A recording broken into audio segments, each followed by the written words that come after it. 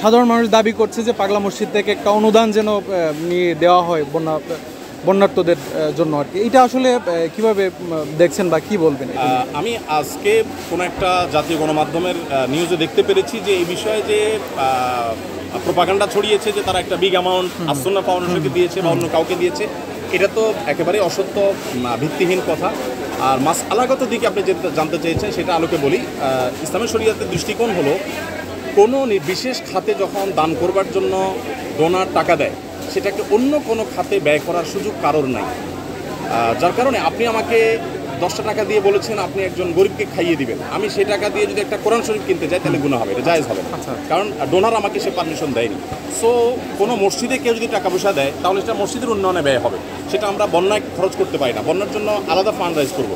ইসলাম এমন একটা ধর্ম যে ধর্মে আসলে সকল খাতে খরচের অপশন আছে, কিন্তু আমরা একটা বন্ধ করে আরেকটা করার কোনো প্রয়োজন নাই।